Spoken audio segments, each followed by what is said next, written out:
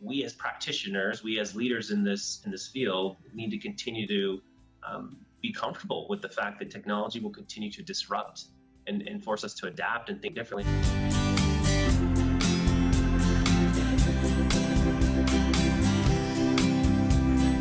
Hi everyone, and welcome to iVentive's Insight series. Today I am delighted to be joined by Gordon Trujillo, who is the VP, Head of Talent Management and Development at DaVita. Gordon is a member of the iVentive network, will be joining us later this year at our Learning Future San Francisco session. As well as your current role at DaVita, you have a vast experience in people systems, learning and development at Visa and Accenture. And I also know that you are very actively involved in university boards, charities, and seems a real passion project for you is how can you communicate what is happening in the learning, HR, talent space to all of your communities. Yes, that is true. Love all those things about the work I get to do. It translates not just in the corporate side, but down into my personal life. And I think at the end of it all, and it's just really trying to ensure we can build confidence through skill building and through training and learning. So that has been my why for such a long time. So happy to get into it. Oh, good. Well, I love talking to people with passion, and that comes through absolutely in what I know of your roles and say how it trickles down into all aspects of your life. You've had a really fascinating career in developing digital learning at Accenture, people systems at Visa, and now shaping enterprise learning at DaVita. I'd be curious to know, across those roles and across your career, how has your view of technology's role in the workplace evolved over that journey? Yeah, it's a great question. So by way of background, one of the very first roles that I started in back when Accenture was known as Anderson Consulting was actually doing systems implementation work for some of the very early LMS systems. For those that are listening and like throwbacks, I did a lot of work on Docent as a technology platform. I think what that gave me an appreciation for at that time, in that time of my career, was just how much technology could help scale learning experiences. That was a time in which most organizations were still doing in-person live training. And as you've seen, like throughout the years, that has sort of evolved with the advent of technology. But like, this is early 2000s. So much has changed since then.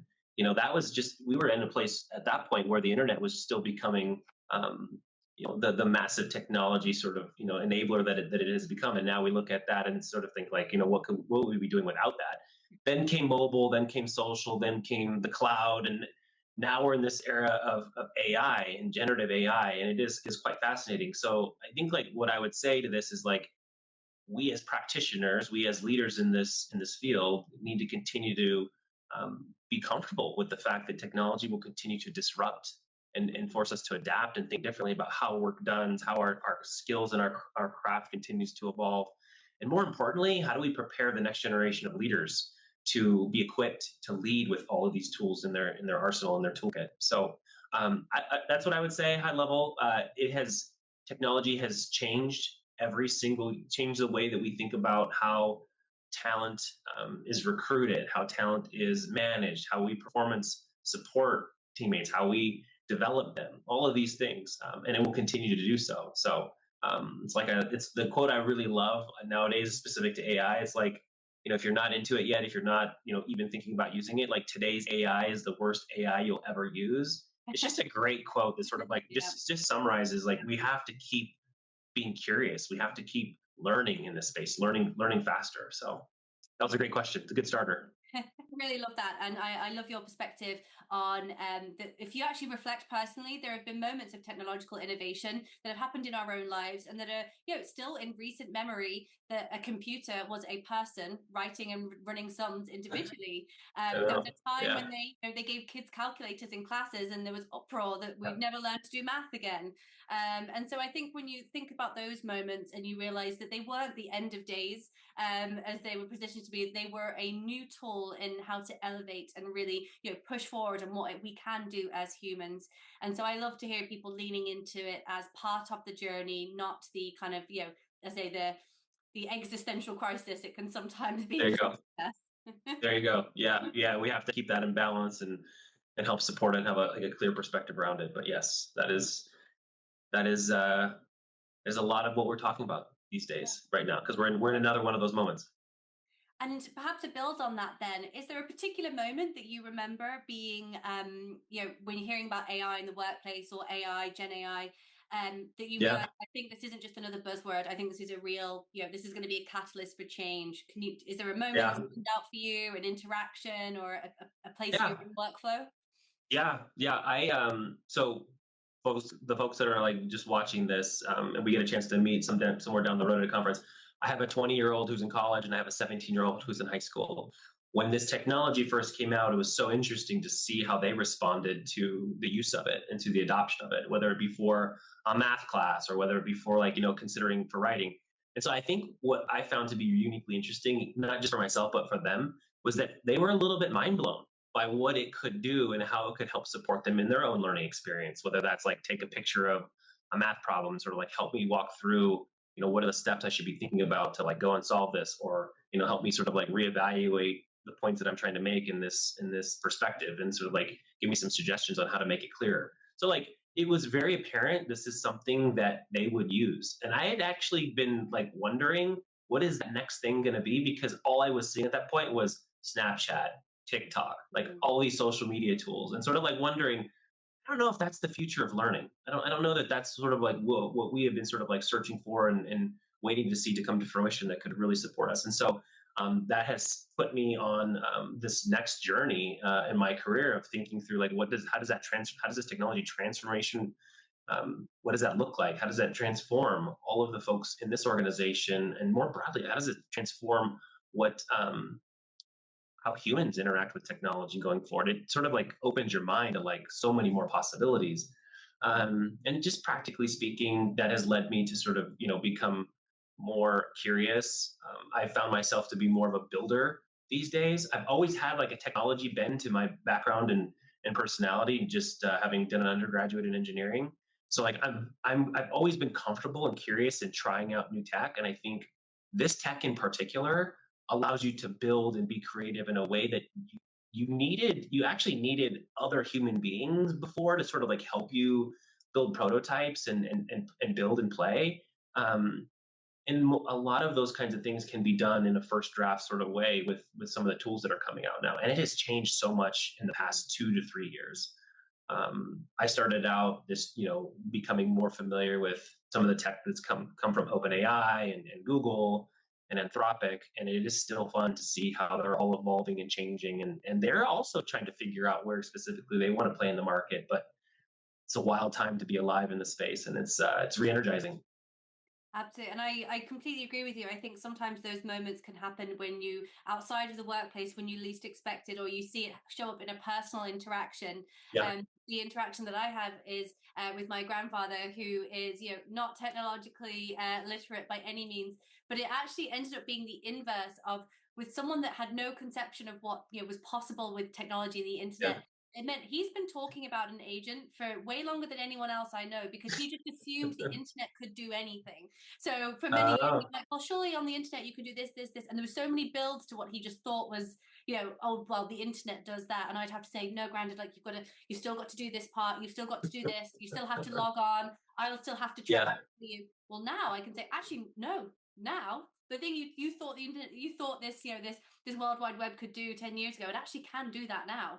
And yeah, when you start to hear people talking that way, I think it's really interesting to see it play out in the world. And also he's from the west coast of Ireland. He lives here in the UK, and when I could show him Google Earth and he could see his home, that was the thing that was the moment for him. And you mentioned there as well that you saw what maybe what the potential for AI on learning could be as well, and how that was going to change learning experiences.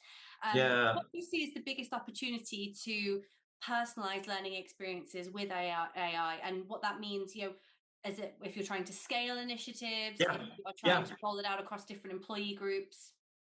yeah. Um, for many years, I've built programs and built teams that have been focused on trying to make sure that just a level of knowledge acquisition and furtherment was possible through training. Um, in a few programs, we've been able to focus it so much and put the resources behind making sure that real behavior change could happen through those programs. Now that level of like complexity requires more resourcing, more thought. Um, People probably to be in person quite a bit to go and do those things, which is always my preference because I love meeting with people and talking with individuals and getting to know them and getting to understand them a little bit more deeply. But at this day and age, our ability to move towards having more moments of learning lead to behavior change are a higher probability of happening with some of the technology coming online right now. Mhm. So, to give you an example, in the healthcare space, we've been focused on trying to create more moments of practice for high stakes, skills that need to be learned. And in doing so, some of the early ways to do that we thought that could be viable was like moving more towards like virtual reality as an example. So literally, this is like the goggles on the head, fully immersive virtual environment, replicating some particular skill build. Works quite well. Really hard to scale, especially in big organizations, especially when you have like the hardware restrictions and those kinds of things. And like we're still bullish in that area, knowing that like technology will continue to change as it always does, like how we started the first conversation. Now knowing that glasses and those kinds of things are sort of like on the horizon. But what you can do in the browser or on the phone in creating more immersive simulation is what we're talking about here, what we're calling it. How do we create more opportunities for practice in a more immersive way? So that can be everything from having conversational AI discussions around kind of going through some practical scenarios to sort of like play out what this conversation could look like. That is also like giving us food for thought for like, okay, well, we can take some of these ways that we can role play, or we can have immersive sort of like practice situations and like and think about it more from a clinical standpoint and use the same technology to sort of like help um, make better, if it were, leadership skills and also clinical skills. So this is where we're spending more time thinking about what does that look like. That is personalized learning in a nutshell, because I think if you could do it right, you are not only can you create a baseline understanding of where somebody might be in terms of the proficiency, incorporate some of these immersive role plays and practices to create more engagement, have a higher fidelity experience that leads to behavior change faster. Like that's essentially what we're trying to go after. We think these interventions can help our people get confident faster, and they're much more engaging and they're much more scalable than they've ever been. So that is really exciting to us. And so we're going down that path. We're going down that path in a couple different ways, and we think the technology is still there's still a lot of players in this space. I think everybody knows if you're close to the space, the tech changes every day. There are people that are getting involved in this every day from different parts of the tech world. It will settle out in some way, shape, or form, but it's still important, still really important to continue to experiment, to learn. Because I think organizationally, what you can start to shape for your teams and for your people is like, look, we're going to continue to evolve with the technology. We think we can do it in a practical, useful way. And I think it's going to create more fulfillment, not just for the people that are taking the training, but for the people that are also creating it too. So that's super exciting. I think it's the possibility that it's unlocking, as you say, particularly in a healthcare business, for people to have that much more immersive preparation for a high risk environment. Anything that goes towards them feeling that much more prepared, or a more personalized experience with perhaps a coach or someone that is understanding. Oh, I know what Gordon's follow up question is likely to be, or I've got a feeling I know exactly where Hannah is, decision making through this, and where she Yeah. might need a nudge and where she might want an extra support. And so to see that translate for good is so powerful. And as I say, we could have this chat every week between now and the event, and it'd be a new technology, and there'd be something out. But it is that's exciting to see that develop. that's the be- that's the beauty of it. Like I would ask anybody who's watching this, like when I see you in person, like let's talk about like what has changed since this conversation, because it will have changed. We'll have learned some things. We'll probably we'll definitely keep pushing where this is going to go. So yeah, it will change. And have you seen any particular barriers to AI adoption as well? So, as Yeah, much as people are leaning yeah, into it, what do you think are some of the barriers at the moment that hopefully when we catch up in person, we can say, do you know what, 6 months ago we thought it yeah. was a barrier, we've learned how to get over it? There's an infographic that is coming to mind. I don't have the exact stats on it right now, but it basically what it's conveying is if you have fear of missing out, if you feel like you haven't yet joined this runaway train of like AI adoption, just know that something like 70+% of the population in the world has not engaged yet. And so like the stats basically go like 70% of the world hasn't engaged. Some percentage, less has engaged to some degree. They might have like a paid subscription to an AI model like ChatGPT or Gemini or Claude. Some smaller percentage, some percentage is using the free version of those kinds of tools versus the paid, and then like some even smallest percentage is using it to actively do like a lot of their work, and primarily like in coding and Yeah. in software engineering. So like the truth is that as much as all the hype is out there, and especially for those that are probably listening, like your LinkedIn feeds, your conference attendances are all sort of like wired to all of the activity that we should be thinking about and doing, and also like the, let's call it, the learner population or the general population that still doesn't match yet. So we still have to continue to like understand and realize and take a step back that like we're also still in this place of like shifting mindsets Yeah. around what this could actually do and how it will make our lives better and simpler. And to not forget that aspect of this massive change that's happening, because it's still a massive change that's happening. I think this particular change more than others, if you go back to the first questions we had around technology, I think what's super different about this is that it creates a lot of anxiety because it feels so human like. The previous technologies, the internet, or I mean, even simple things like doing more virtual classrooms and using technology to sort of simplify the ease of delivery, or the social platforms and social learning. But this particular technology has created a lot of anxiety because it feels so human like. The level of sort of detail, the level of thinking, reasoning that it is generating based upon prompts or activities, I think it sort of blows your mind. And then if you're like me, it creates a world of many possibilities. So the creativity factor just starts to like balloon. And then you're sort of like paralyzed with like, well, what do I go and do with this? I think like shifting the mindset is still super important, as is getting pretty specific as leaders as to what use cases are we going to grab right now and leverage as proof points that this is how it can simplify. Because I think, like in my experience, until you do that, human beings will just continue to sort of like, we're not really sure where they need to be guided, and not really sure that they want to be guided yet, because for fear of something happening, both to their work or to the level of creativity and fulfillment they have in the work that they do today. And so what I'm understanding there is, if you one of the barriers is, it's okay to still feel like there are barriers there, and it's okay to Yep. recognize that and understand that it is happening at different paces for different people, Yes. and to to lean into those questions rather than try to bury your head in the sand to say that they're not there.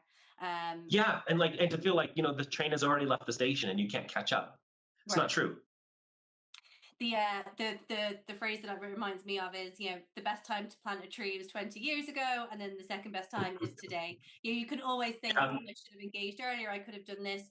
But if you are, if you're thinking about that, there's still time to engage, there's still time to see. And it might be something as simple as, I'm going to try and ask one question of my AI a day, and Yeah. getting it into Or your it, workflow. Hannah, you sparked for me just this notion of like, and it might get you re-engaged or reinvigorated around certain topics that you thought weren't accessible anymore, Hmm. because there was only one way to code in the past, and that was like learning languages and understanding the theory and the models and the structure behind it, and sort of like honing in on a particular programming language. You don't need that anymore. Hmm. You can work with an LLM, an example, like one that I've been using lately, Claude Code, and you can actually sort of like, if you understand the business process, if you understand sort of the objectives of what you want to try to do, everything from like coding the application to the design of it can be handled by the AI itself. And so that starts to like, I think that starts to draw people back into other topics that maybe they sort of said, hey, this has gone far beyond my skill set and ability to sort of invest, but I don't think that's true anymore. And I think it will spark a lot more, not just cross collaboration between teams, but also, as you say, those synapses in your own brain, where if you've had a really cool idea, but you think, do you know what, but I don't have the tech capacity to, or you have the coding capacity to make that happen. Well, now you have a resource where you can still walk out that creative process that you thought Yeah. might have been blocked to you. So I do think it's a huge unlocking piece, and as you say, it also will help elevate that very human curiosity of you've got a new avenue to explore. And perhaps on that element of the human, the human curiosity, how do you feel that we can truly strike the balance between, evolving our AI capacity, but also evolving our human capacity as well? Yeah. Look, this is the big question of the day. I think this is where many leaders in positions of within the HR function, within HR discipline, are sort of grappling with how does this new technology change the way we think about leadership going forward. One of the ways in which I try to describe it is we're sort of in this moment of moving from being specialists in certain things to sort of being, it's not necessarily going back to generalists, but we have to be a bit more versatile in sort of how we think about, because there are some new things at play. Not only are there aspects of the work that we do that absolutely require us to bring our human skill sets to the table: critical thinking, curiosity, courageousness, our ability to influence and persuade, those kinds of things. But we have to consider now that we have new team members, and they are technologically enabled, and it's not so you'll have team members that will have augmentation of their roles and new skill sets that sort of 10x the work that they can do. And as leaders, we should be thinking about, and I know that the term is probably overblown at this time, but there's a real need to sort of understand what can autonomous agents, or technology that sort of act like human beings, that can simplify and run routine processes and bring you information when you need it, where you need it. Like, that has really changed the way I think about how I even lead and get work done. So the analogy that I use is, computers require an operating system. I have a Windows laptop that requires Windows. So like Gen AI is it's forced me to rethink, what does my operating system look like going forward? What are the things that I can offload to an AI to help support, like, things that I need to do, but I don't necessarily need to do them myself manually anymore. For instance, I read a lot. I like to stay up to date on certain trends across different industries, not just healthcare, but a variety of them. That requires time on my part to go and sift and find and look and just sort of summarize. Those kinds of tasks can be offloaded to an agent as a part of my operating system, and now I'm freeing up capacity to focus on different things, like coaching my team, leading an organization, strategically thinking about certain topics. So I think, like, once you start to broaden the aperture of what this technology could help you do from a leadership standpoint, it starts to become pretty interesting, and it starts to got me thinking a whole lot around, if that changes for me, what it could do for my team, what could it do for the people on their team, and like, how does that change the entire organization? And so this is the question of the day, and we really can't be in a place of just um, you know just sitting with it, just assume, like, the answer is all of a sudden going to show up, because it is deeply nuanced for different individuals.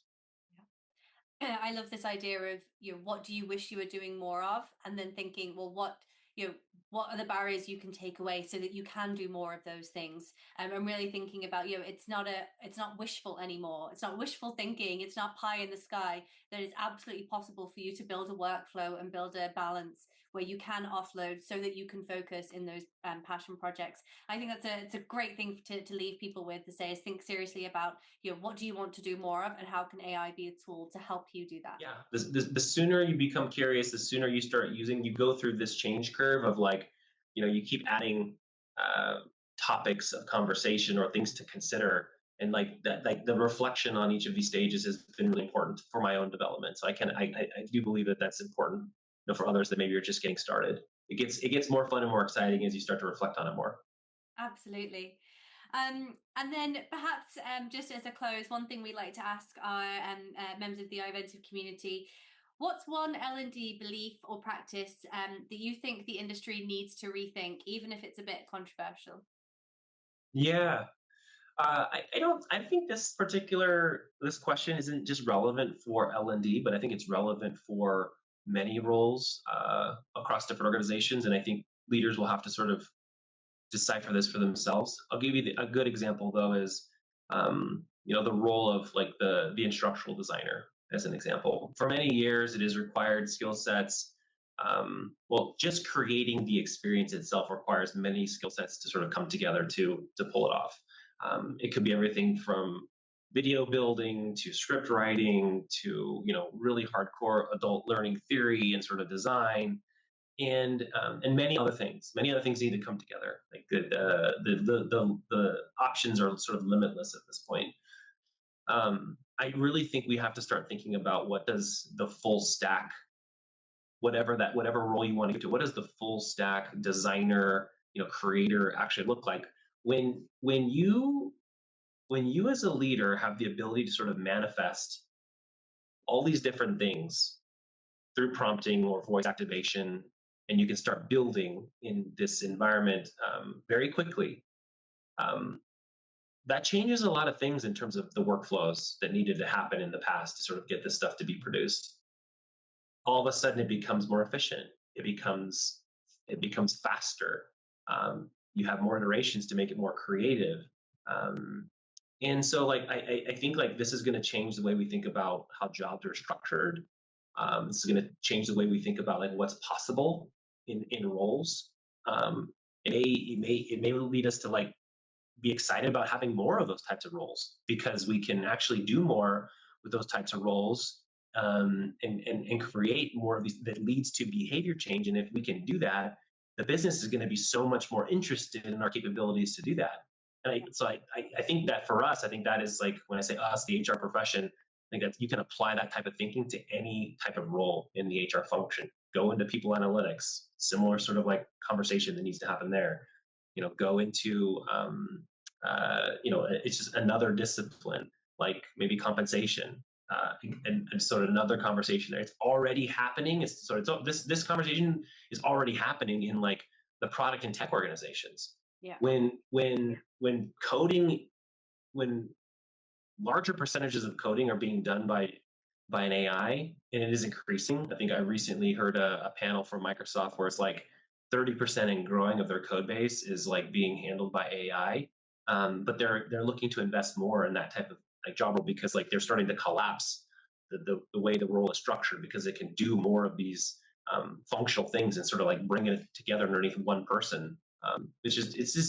It feels controversial because you start to like understand that it's collapsing always feels like elimination, but it's sort of like it's collapsing to simplify so that we can like have more of and get into this behavior change. But if we can connect it back to like the immersive simulation role play and like where we're going with some of this new stuff, because like we need more people to do those kinds of things so that we can create more behavior change in the business, in the organization. Because it is very clear to me that we will be in a constant state of change from a business standpoint because there's just a very concerted focus on growth activity. How do we continue to grow things? And like that comes with new ideas. That comes with sort of like new ways of thinking, and that comes with behavior change. And so you can start to see this cycle play out.